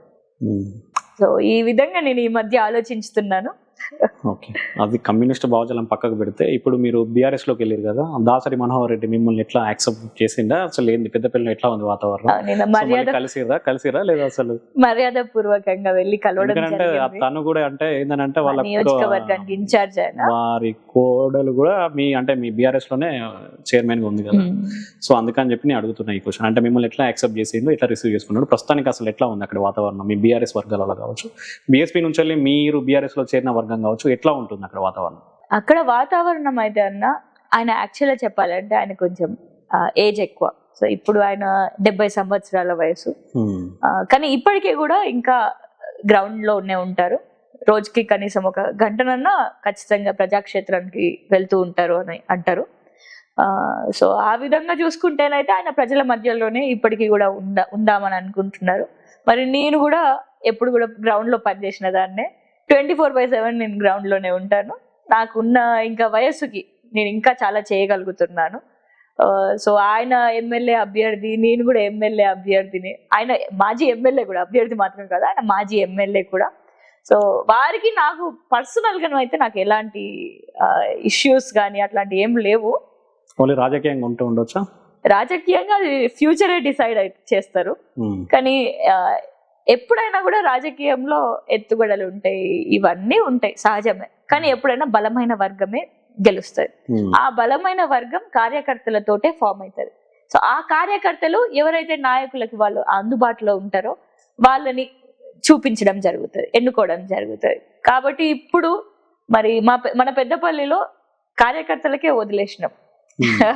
సో 5 years తర్వాత ఎమ్మెల్యే ఎలక్షన్లు జరుగుతాయి.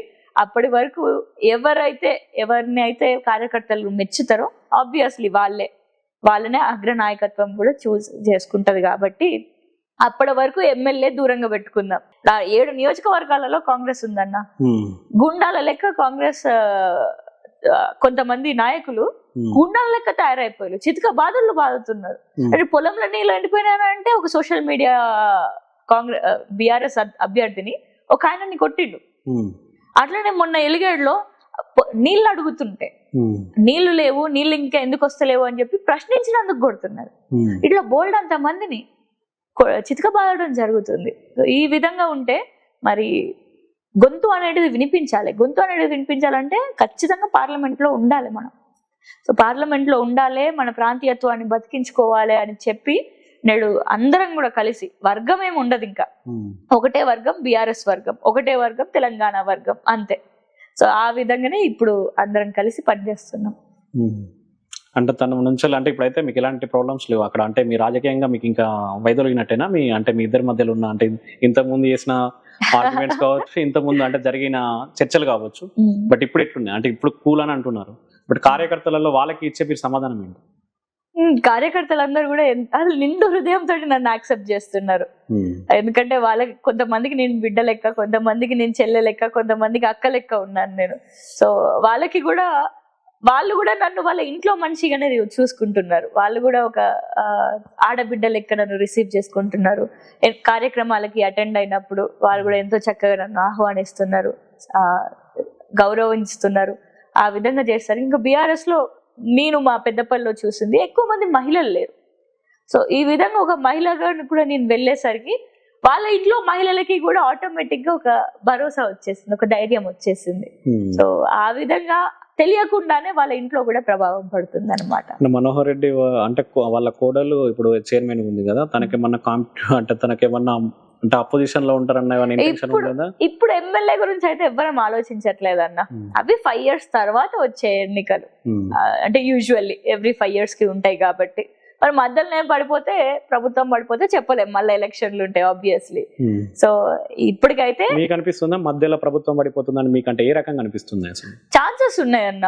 ఏ రకంగా విశ్లేషకులు ఏమంటున్నారంటే ఇప్పుడు ఎన్నో వర్గాలు ఉన్నాయి విత్ ఇన్ కాంగ్రెస్ పార్టీ. అటు కోమటిరెడ్డి వెంకటరెడ్డి వర్గం, ఇటు ఉత్తమ్ రెడ్డి వర్గం, ఇటు సైడ్ శ్రీనివాస్ గారి వర్గం, పొంగులేటి శ్రీనివాస్ గారి వర్గం, ఇటు రేవంత్ రెడ్డి గారి వర్గం. సో ఇట్లా ఇన్ని వర్గాలు ఉన్నప్పుడు ఏ ఒక్క వర్గం అయినా ఇప్పుడు బీజేపీకి ఈడీ సిబిఐ అనేది అది పాత.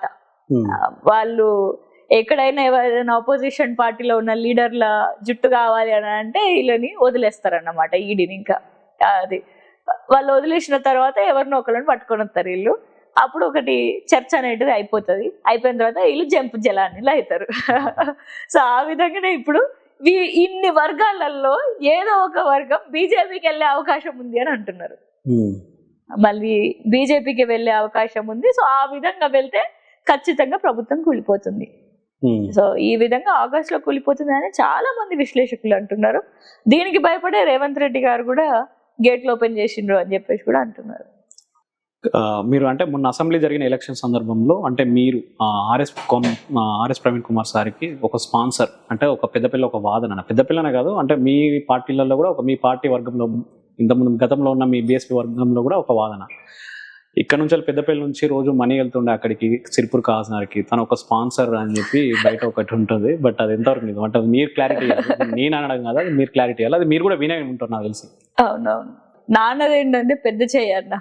అంటే ఆయన 100 రూపాయలు సంపాదించిండు అనుకోండి, 99 రూపాయలు ఖర్చు పెట్టేస్తాడు. ఖర్చు పెట్టడం అంటే ఆయన సొంతం కాదు, ఇట్లా ప్రజాక్షేత్రంలో ప్రజలకు సేవ చేసుకుంటే 99 రూపాయలు ఖర్చు పెట్టేస్తాడు అనమాట. అట్లా బోల్డ్ అని చేశారు ఇప్పటికి యాక్టివిటీస్. సో అట్లా సహజం, ఎందుకంటే ఇప్పుడు నాన్న 99 రూపాయలు ఖర్చు పెడతారు కాబట్టి 100 రూపాయలు సంపాదిస్తాము కావచ్చు, కానీ 99 రూపాయలు ఖర్చు పెట్టేసరికి అందరూ ఏమనుకుంటారు, 99 రూపాయలు ఖర్చు పెడుతున్నాడు అంటే ఈయన ఎన్ని కోట్లు ఉన్నాయి ఈయన దగ్గర అని అనుకుంటారు సహజంగా. సో ఆ విధంగా ఒక వాదన అనేది ఇన్ని ఉన్నాయి కాబట్టి ఆటోమేటిక్ గా ప్రవీణ్ సార్ కి పంపిస్తారు అనేసి ఈ విధంగా అనుకుంటారు. కాకపోతే ప్రవీణ్ కుమార్ సార్ అట్లా కాదు. ప్రవీణ్ కుమార్ సార్ ఏనాడు కూడా నాకు ఇది కావాలి అని చెప్పేసి ఎవరిని కూడా చాచి అడగడు. ఆయనకి గవర్నమెంట్ ఎంప్లాయీస్ నుంచి స్పాన్సర్షిప్ అంది. ఆయనకి మాత్రమే కాదు, మొత్తం బిఎస్పీకి మొత్తానికి కూడా గవర్నమెంట్ ఎంప్లాయీస్ నుంచి, ఆఖరికి నాకు కూడా గవర్నమెంట్ ఎంప్లాయీస్ నుంచి స్పాన్సర్షిప్ అందింది. మేము ఇంటింటికి తిరిగినప్పుడు ఎంతో మంది మాకు వాళ్ళ ఇంటి నుంచి వాళ్ళు సంపాదించే 100 రూపాయలు 200 రూపాయలు 5,000 రూపాయలు కొంతమంది ఇవ్వడం జరిగింది, పాకెట్ మనీగా పెట్టుకొని ఇచ్చారు. ఇంకొంతమంది వేరే రాష్ట్రాల నుంచి వచ్చి ఇచ్చారు, ఛత్తీస్గఢ్, మహారాష్ట్ర ఇట్లాంటి ప్లేసెస్ నుంచి ట్రైన్లలో ట్రావెల్ చేసి 10,000 రూపాయలు తెచ్చిచ్చారన్న మాకు. నాకైతే డైరెక్ట్ తెచ్చిచ్చారన్నమాట. సో ఈ విధంగా ప్రవీణ్ కుమార్ సార్ ఆయన అప్పు చేశారు, బ్యాంక్ లో లోన్ తీసుకున్నారు, వాళ్ళకు ఉన్నది మొత్తం కూడా తీసి ఆ విధంగానే మేము ఖర్చు చేయడం జరిగింది.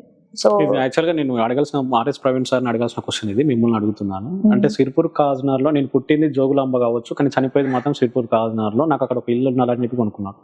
బట్ ఇప్పుడు ఎలక్షన్స్ లో తనకి అంటే కొంతమంది నమ్మి ఓటేసారు, వాళ్ళకు తను ఆర్ఎస్ ప్రవీణ్ సార్ ఏ రకమైన సమాధానం చెప్తాడు, అంటే ఏ రకమైన సమాధానం తనకు వాళ్ళకు రీచ్ అవ్వాలి? సిర్పూర్ నియోజకవర్గం నుంచి నేను కొంతమందితో మాట్లాడడం జరిగింది యాక్చువల్లీ.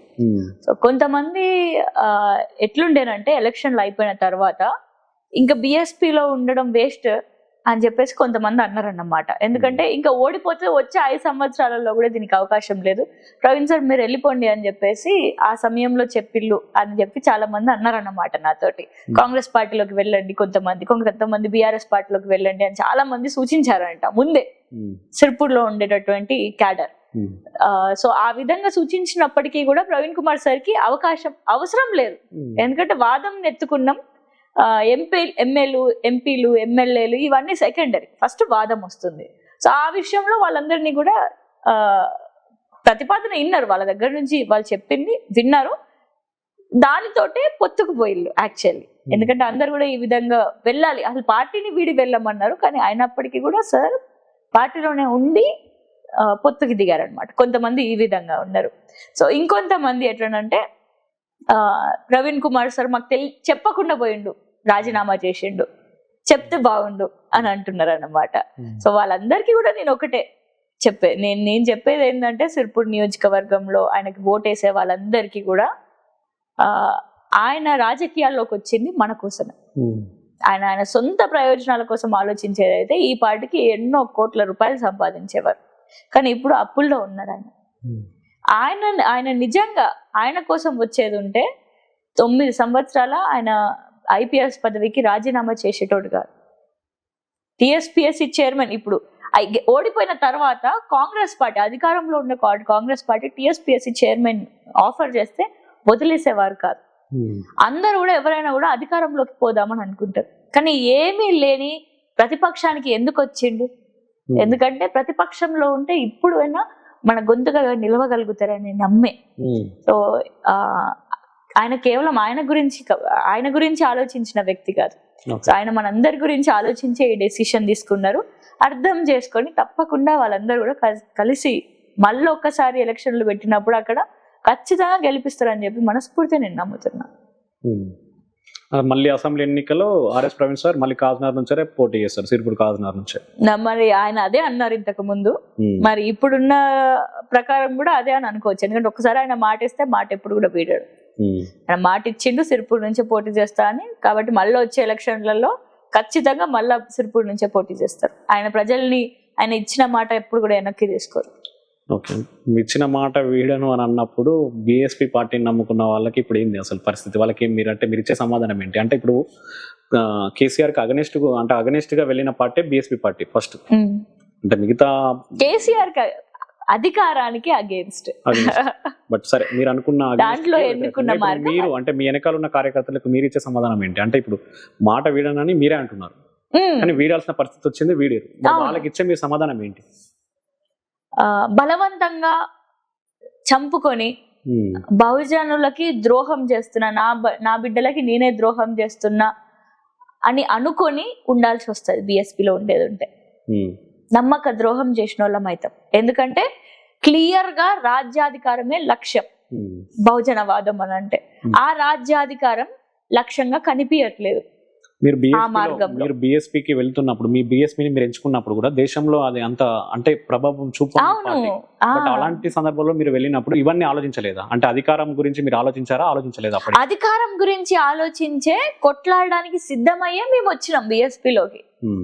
కానీ సిద్ధమై వచ్చిన తర్వాత సొంత పార్టీలోనే అడ్డుకట్టలేసేస్తే ఎట్లా? ప్రవాహం ఎక్కడికి పోతుంది? అడ్డుకట్ట ఎవరేసారు? అక్కడున్న అగ్రనాయకత్వం. ఎందుకు వేసిళ్ళు? మీరు BSP పార్టీలో ఉన్న నాయకులను అడగాలి ఇప్పుడు. ఎందుకంటే తను మరి ఎందుకు వేసిందో మాకు కూడా తెలియదు. ఎందుకు ఆ విధంగా మరి తను ఎవరైనా నొక్కేసరికి ఏమైనా ప్రలోభాలు జరిగినాయా? ఎవరికి? అంటే మీరు అనుకున్న BSP పార్టీలో అగ్రనాయకత్వానికి ప్రలోభాలు జరిగినాయా? నాకు తెలియదు అన్న, అక్కడ ఏమైనా జరగవచ్చు. That is behind the curtains. మాకు తెలిసింది మాత్రం మీకు చెప్పిన. ఇప్పుడు పొద్దున ఫోన్ చేసి నువ్వు ప్రెస్ మీట్ పెట్టి పొత్తుని క్యాన్సిల్ చేసుకోని అన్నారు without any reason. Why should B?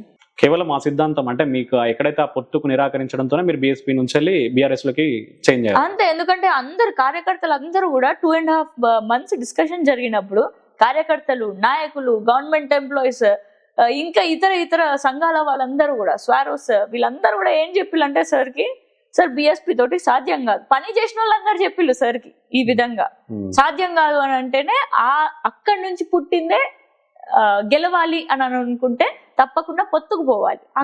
అక్కడ నుంచి పుట్టిన ఆలోచననే పొత్తు ఆలోచన. ఒక్క రోజులో తీసుకున్న నిర్ణయం కాదు, అది గ్రాడ్యువల్ తీసుకున్న నిర్ణయం. అట్లాంటి నిర్ణయం తెలంగాణ రాష్ట్రం మొత్తం కూడా పొత్తు అనేది కోరుకుంటా అంటే పొత్తు అనేది యాక్సెప్ట్ చేసిన తర్వాత వెనక్కి తీసుకోవడం ఎందుకు? ముందే పొత్తు లేదని చెప్పేసి అయిపోతుంది కదా. ఇప్పుడు ఎన్డీఏ కూటమి తోటి ఎప్పుడు పోదు అని చెప్పేసి క్లారిటీ ఉండే బీఎస్పీ. కానీ లోకల్ గవర్నమెంట్ తోటి ప్రాంతీయ పార్టీలతోటి పోవద్దు అని చెప్పేసి ఎప్పుడు కూడా చెప్పలేదు. ప్రాంతీయ పార్టీలతోటి ఇవి ఎలా అని చెప్పేశారు. గ్రీన్ చిట్ ఇచ్చిన తర్వాత ఇంకెందుకు పోము.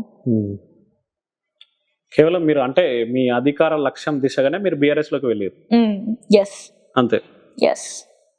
ఓకే, ఇప్పుడు ఒకవేళ మీరు బీఆర్ఎస్ లో ఉంటే మళ్ళీ కేసీఆర్ కిందనే కదా వర్క్ చేయాల్సింది మీరంతా. కేసీఆర్ మన అండర్లోనే వర్క్ చేయాల్సి ఉంటుంది కదా.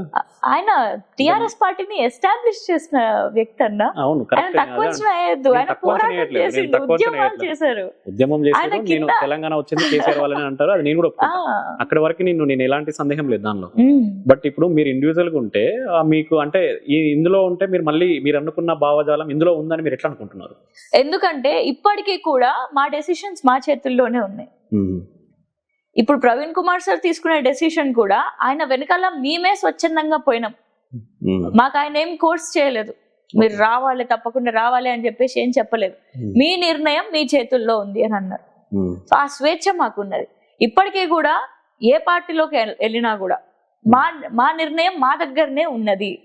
సో మాకు ఒకవేళ నిజంగానే ఒత్తుళ్ళకి మేము గురవుతున్నాము అని అంటే నేను చెప్పిన ఇందాకనే, నేను ఎమ్మెల్యే అయిన తర్వాత కూడా ఒకవేళ నాకు నేను ముఖ్యమంత్రిని అయిన తర్వాత కూడా ఒకవేళ నేను చేయలేకపోతున్నాను అని అంటే, ఇంకొకరి వల్ల నేను చేయలేకపోతున్నాను అని అంటే నేను ఏ మార్గం తీసుకుంటానో నేను ఇంతకు ముందే చెప్పాను. సో అదే విధంగా పోరాటం చేస్తాం, ప్రయత్నం చేస్తాం. ఇప్పుడు కూడా అంతే, ఏ పార్టీలోనైనా కూడా మనం పోరాటం చేయాలి, మనం నాయకుల లెక్క ఎదగాలి. సో ఇప్పుడు కూడా ఒకరి కింద కాదు మనం పనిచేసేది. ఎప్పుడైనా కూడా ఏ నాయకుడైనా ఏ కార్యకర్తనైనా ఒకటే కోరుకుంటున్నా, ఒకరి కింద ఒకరు పని చేయొద్దు. ఎవరి ఆలోచనతోటి సమానంగా అందరూ పనిచేసుకుంటా పోవాలి. నాయకులు ఉన్నప్పుడు వాళ్ళ విజనరీ ఉంటది, వాళ్ళకు ఒక విజన్ ఉంటది. సో ఆ విజన్ ని మీరు అర్థం చేసుకొని, ఆ విజన్ వాళ్ళు ఏ విధంగా ఆలోచిస్తున్నారో అర్థం చేసుకొని ఇంప్లిమెంట్ చేసేటటువంటి ప్రయత్నం చేయాలి. ఓకే. కాకపోతే మీరు బీఆర్ఎస్ లోకి అంటే మీరు ఒకవేళ బీఎస్పీ నుంచి వెళ్ళి ముందుగా అంటే గతంలో మీరు బీఎస్పీ నుంచి వెళ్ళి చేసారు, బట్ ఆ ఎలక్షన్స్ ముందు మీరు బీఆర్ఎస్ లోకి వెళ్ళి కండక్ట్ చేస్తే ఉంటే, అంటే మీరు అభ్యర్థిగా పోటీ చేసేది ఉంటే అప్పుడు విజయం మీద ఉండేది కదా. అంటే మీకు అక్కడ పాజిటివ్ వైబ్రేషన్స్ ఉన్నాయి కదా మీ పెద్దపల్లి కాన్స్టిట్యూన్సీ. నాకు బీఎస్పీ ఎందుకు వీడాలి అప్పుడు? అప్పుడు నేను ఎందుకు వీడాలి? నేను బహుజన వాదం తోటి పోరాటం చేస్తున్నా. అక్కడ నుంచి నేను ఎమ్మెల్యేగా అయితే నా వాయిస్ నాకు ఉంటది అని చెప్పేసి పోరాటం చేస్తున్నా. అప్పుడు బీఆర్ఎస్ పార్టీకి నేను ఎందుకు వెళ్తాను? అవకాశం ఏంటి అసలు? నా స్వార్థం కోసం నేను వెళ్లాల్సి వస్తుంది. ఇప్పుడు నేను అప్పుడు బీఆర్ఎస్ కి వెళ్ళేది ఉంటే నా స్వార్థం కోసం నేను ఎమ్మెల్యే అవడానికి వెళ్ళాలి అననే తప్ప నిజంగా ప్రజల కోసం వెళ్ళేదన్నా అప్పుడు. సో అది ఆలోచించాలి మనం. గెలుపు మాత్రమే కాదన్నా, ఆ గెలుపుతోటి అది ఎందుకు గెలవాలని అనుకుంటున్నాం అనేది ఎప్పుడు మర్చిపోద్దు. ఓకే. మీరు పెద్దపల్లిలో మొన్న మీరు అసెంబ్లీ ఎన్నికల విషయానికి వస్తే మీరు పెద్దపల్లి తరపున మీకు అంటే నాకు తెలిసి మనీతోని కొద్దిగా మ్యానిపులేట్ చేశారని చెప్పి ఒక వాదన. యాక్చువల్గా ఇప్పుడు మనం ఇందాక డిస్కషన్ చేసినట్టుగా ఈర్ల కుబ్రాయ్ కావచ్చు, లేకపోతే లోకల్గా ఉన్న ఎమ్మెల్యేలు అంటే ఎంపీటీసీలు కావచ్చు, లేకపోతే సర్పంచ్లను కావచ్చు, దాసరి ఉష కొనుగోలు చేసి వాళ్ళందరినీ బీఎస్పీలోకి తీసుకొచ్చింది. బట్ అయినా కూడా వర్కౌట్ కాలేదు అంటే ప్రతి ఒక్కరికి మనీ ఇచ్చి తీసుకొచ్చింది అనేది ఒక వాదన అక్కడ. ఇప్పుడు బీఎస్పీ పార్టీలో funds zero. Congress TRS party అంటే మీ నాన్న దగ్గర నుంచి వచ్చిన మనీ ఏమైనా ఉండొచ్చు కదా. మీరు ఇందాక అన్నారు 100 రూపీస్ సంపాదిస్తే 99 రూపాయలు ప్రజల గురించి ఖర్చు పెడతారు. అవును, కానీ నేను అందులో నుంచి ఏమైనా కొద్దిగా తీసుకొని అంటే మీరేమన్నా సరే సార్ నేను ₹1 పెట్టినాను అనుకోండి. ఇప్పుడు నేను ₹1 పెడితే మీరు ఆలోచించండి, బీఆర్ఎస్ వాళ్ళు కాంగ్రెస్ వాళ్ళు ₹2 పెట్టలేరా? చిటికలో కాంగ్రెస్ విజయరామనారావు గారి కొన్ని కోట్ల రూపాయలు దొరికినాయి అన్న. హైదరాబాద్ లో ₹1.5 అనుకుంటా, పెద్దపల్లికి వచ్చే దారిలో 50 లక్షలు 30 లక్షలు, అట్లా 1 కాదు 2 కాదు బోల్డ్ అన్ని సార్లు పట్టుబడ్డాయి. దాసరి మనోహర్ రెడ్డి గారు మరి ఆయన ట్రినిటీ సంస్థకి యాజమాన్యం. ఒకసారి 2 సార్లు ఎమ్మెల్యే అయినటువంటి వ్యక్తి హేమా హేమీలు ఉన్నారన్నా. ఆ హేమా హేమీల ముందు నేను 2 సంవత్సరాల నుంచి మాత్రమే పోరాటం చేస్తున్నా, నాకున్నది గొంతుక. కానీ ఆ హేమా హేమీల కన్నా దాసరి ఉషానే కొద్దిగా అంటే ఎక్కువ అంటే మన మనీ పరంగా కొద్దిగా అని చెప్పి అనుకుంటున్నారు. నేను అనుకోవడం కాదు, అక్కడ ప్రజలు కావచ్చు లేకపోతే మీ సర్క్యులర్ లో మీకున్న అది వాదన అసలు యాక్చువల్గా నిజమా కాదా? నేనేం చేయాలన్న వాళ్ళు అట్లా అనుకుంటే, నాకే వేరేటోళ్ళు వచ్చి డొనేషన్ ఇస్తున్నారు. ఇప్పుడు గుజరాత్ నుంచి 10,000 రూపాయలు, అట్లా మహారాష్ట్ర నుంచి వేరే వేరే రాష్ట్రాల నుంచి వచ్చి మరి నాకు 5,000 రూపాయలు 10,000 రూపాయలు ఇస్తున్నారు. సో అది తప్పు వాదన అన్న. మనీ ఇచ్చి మ్యానిపులేట్ అయితే ఎవరిని చేయలేదు అక్కడ పొలిటికల్ గా. నేను నా కార్యకర్తలకి నేను ఇచ్చిన. ఎట్లా నాకు ఇప్పుడు మహారాష్ట్ర నుంచి 10,000 ఇచ్చిండ్రు అన్న. అది ఎందుకు ఇచ్చిళ్ళు నాకు? దేనికోసం ఇచ్చిళ్ళు? జెండాలు కట్టుకోవడానికి, జెండాలు కొనుక్కోవడానికి, మా కార్యకర్తలకి భోజనానికి, నాకు భోజనానికి, మా డీజిల్ కి. ఇప్పుడు వాళ్ళు కూడా తిరుగుతా ఉంటారు బండ్లలో, మాకు డీజిల్ కి, పెట్రోల్ కి, వీటన్నిటికే ఉపయోగం అయిపోయింది. మేమందరం పని చేసినాం, దానికి వాళ్ళు ఇచ్చిన వాళ్ళు ఎందుకు ఇచ్చిళ్ళు మాకు? ఇవన్నీ సభని ఏర్పాటు చేసినాం. సభని ఏర్పాటు చేయడం అని అంటే ఉత్తిగానే అయిపోతుందా సభ? అన్నిటికీ ఫండ్స్ కావద్దా?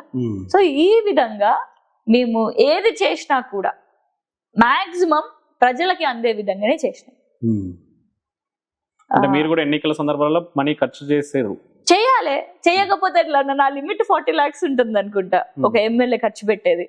సో మేము మాకున్న లిమిట్ ఎలక్షన్ కోడ్ ఉల్లంఘించకుండా మేము ఖర్చు పెట్టడం జరిగింది. ఆ లెక్కలన్నీ కూడా రాసి వాళ్ళకి సబ్మిట్ చేయడం కూడా జరిగింది ఎలక్షన్ కమిషనర్ గారికి.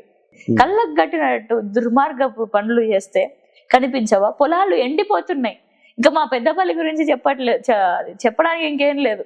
SRSP కాలువ నీళ్ళు మా పెద్దపల్లిలోకి కాకుండా మంతనికి డైవర్ట్ చేసుకుంటున్నారు, అక్కడ మంత్రి ఉన్నారని చెప్పేసి. మరి మా ఎమ్మెల్యే ఏం చేస్తున్నారో, ఎందుకు మాట్లాడతలేరో నాకు తెలియదు. కానీ మా పెద్దపల్లి నివాసులు అయితే బోరుమని ఏడుస్తున్నారు నీళ్ళందక.